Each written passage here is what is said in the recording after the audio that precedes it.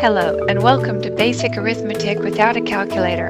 I'm Elizabeth Johnson and this is Lesson 9, Rounding and Estimating. We're going to start by talking about rounding first because you have to do rounding before you can do estimating. In mathematics and in everyday life, we often use rounded numbers because they're close enough for our purposes but easier to work with than the actual number. Rounded numbers are, in effect, approximate numbers.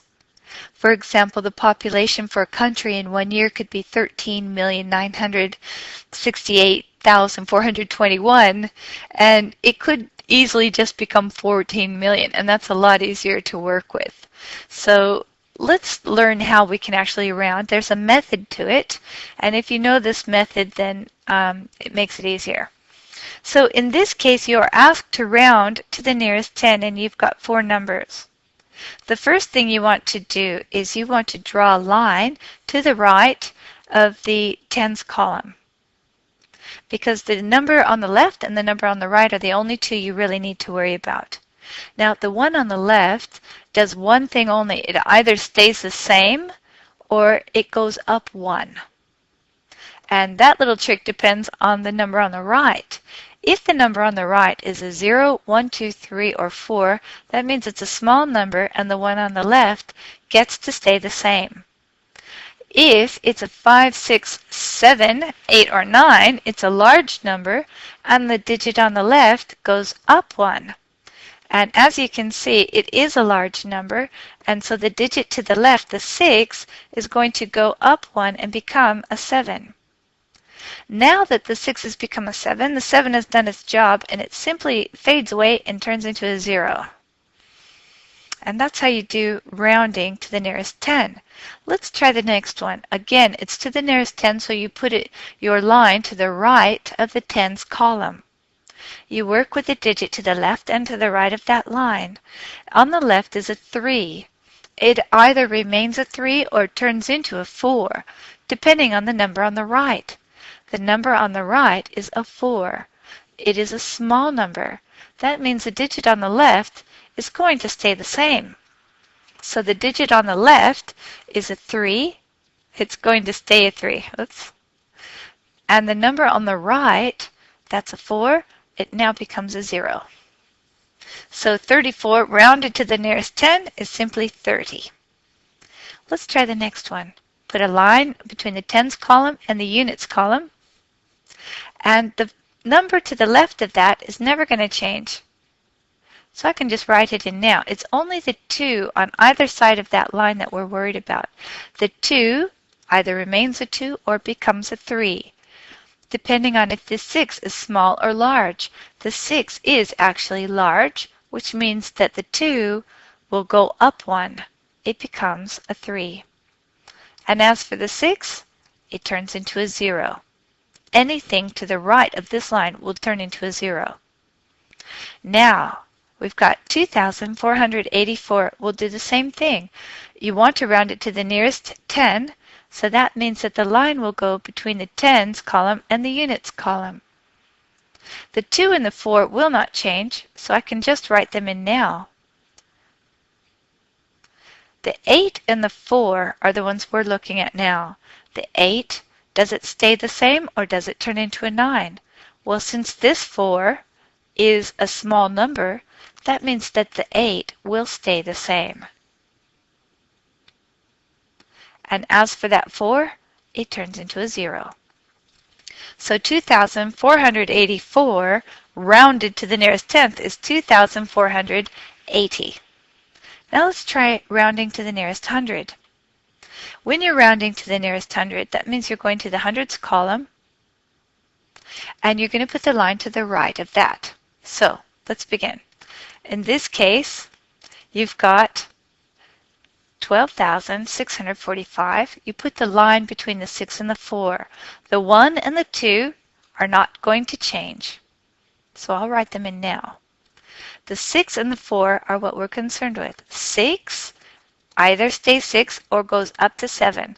Because this 4 is a small number, the 6 remains a 6. Everything now to the right of that line is going to turn into zeros. So I'm going to replace the 4 and the 5. with 2 zeros.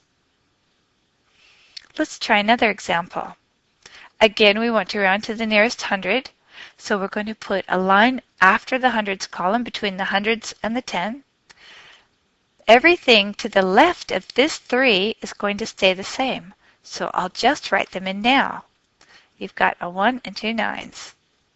Now, this 3, does it stay the same or does it go up? Well, I think it stays the same because this 0 is a small number, so 3 remains a 3. And everything to the right of that line becomes a 0. Well, this first one was already a 0, and the 4 now also becomes a 0. Let's try the last example in this section. We put our line to the right of the hundreds column. Everything to the left of this digit stays the same, so I'll write them in. 4, 8, 4, and 3. Now, is this 1 going to remain a 1 or will it go up and become a 2? Well, since this 7 is a large number, it turns the 1 into a 2. And then it disappears and becomes a 0. And so does the number to the right of it. And so that's how you do rounding of hundreds. Now, if it were thousands, I would just put the line to the right of the thousands column. And that's how rounding is done with whole numbers. But now let's look at how you do rounding for decimals. Now, if you see something like this, don't be alarmed. It's actually very simple, but it requires a little explanation. Here we want to round to the indicated number of decimal places. So what's inside the bracket? That's the indicated number. So what they're talking about here is they want you to round this decimal to 2 decimal places. So what does that mean? Well, we want to go to where the decimal is here, the decimal point, and we want to move 2 places to the right. There. And that's where we're going to put our line. And we're going to do the math the same way we did before. We've got the number to the left and the number to the right. Everything else to the left remains the same, so let's write them in now. You've got 12.6, but is the 4 still a 4 or does it become a 5? Well, because this 5 is a large number, 4 goes up and becomes a 5. Now, here's the difference between decimals and whole numbers. In decimals, everything to the right of that line actually falls off and goes away completely. It doesn't turn into a 0. Because if they've asked for 2 decimal places, then 2 is all the numbers they want to see to the right of that decimal point. Now, if you were to round something and you came up with nothing on the side of the decimal point, you really should fill it in with 2 zeros because they want to see 2 digits to the right of that decimal. Let's try another one. This one asks you to go 4 decimal places. So we go to our decimal here and we count 1, 2, 3, 4 places, and that's where we put our line. Now we're looking at the 0 and the 4. Everything to the left of the 0 will remain the same, so I'll write them in now. 1.993. And so the 0 is going to remain a 0 because 4 is a small number. So I've got a 0 here, and everything else to the right simply goes away. So I've got my 1.9930. There are 4 digits to the right of the decimal, so I know I've got it right. Now this one wants to go 3 decimal places. That's why it's inside the bracket. So let's start at our decimal. We'll count 3 places, 1, 2, 3 places to the right. Put our line in between, and we're talking about these 2 digits. Everything to the left of it remains the same, so let's just copy it out. 48.43. Now, the 1 is going to become a 2 because 7 is a big number, so 7 turns the 1 into a 2. And that's it. Everything else just goes away. We've got our 3 decimal places. 3 numbers appear to the right of the decimal. So that's how you do rounding with whole numbers and with decimals. So that finishes up our topic of rounding. Now, let's talk about estimating. When you're estimating, that means that you're taking an educated guess. You're going to round the numbers off first, and then you're going to add them together. And what's going to happen is you're not going to have an answer that is the same as the exact sum. What you're going to have instead is something that's pretty close to the exact sum. Now, let's try the first one. We're going to have a close answer, but it won't be exactly the same. And in fact, if you do write the exact sum, if you do the math and write the exact sum, when you were asked to do estimation, you would actually be marked wrong. So be careful that you listen to how this is done. 37 plus 47, and you're asked to estimate. That means we're going to round the 37 and 47. And we'll probably round them to the nearest tenth. Since there's only 2 digits, we'll round it to the nearest tenth. And 37 is very close to 40. What about 47? What's its nearest tenth? Well, it's very close to 50. So we'll round it to 50. Now 40 plus 50, that's very easy to work with in your head. 40 plus 50 is simply 90. So our estimate would be 90. The exact sum of it, well, let's see, what would happen if we went ahead and did it? 37 plus 47. Well, writing it out on pencil and paper, 7 plus 7 is 14. Carry the 1. 3 plus 1 is 4.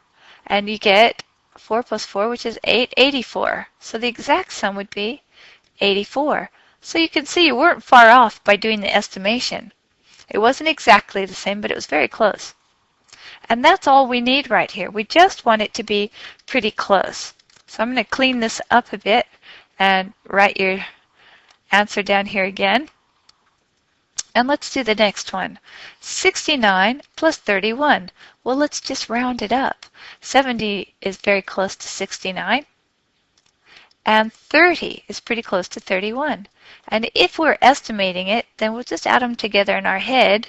And 70 plus 30 is actually 100. And if you did the maths, you would find that it actually also equals 100. So this is one case where estimation actually was the same as the exact sum. Now, in this case, you've got 3 digits. So you could very well round it to the nearest 100 because the hundreds have 3 places. So 300 rounded to the nearest 100, let's just take it to, 300. And we're going to add that. 672. Is it closer to 600 or closer to 700? Well, I'd say it's closer to 700. And now in my head I can simply add 300 plus 700 and I get 1,000. And when you find the exact sum of that one, it's actually 1,017. So again, you're not very far off. Okay, in this case, you've got 4 digits, so you can round it to the nearest 1,000. Just look at the first digit, and that's the one you can round it to. So, is 2,233 closer to 2,000, or is it closer to 3,000?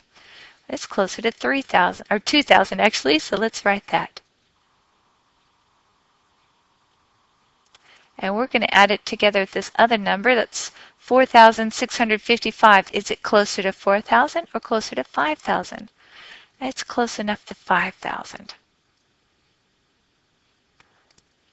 And now I'll add those 2 numbers together and I get 7,000.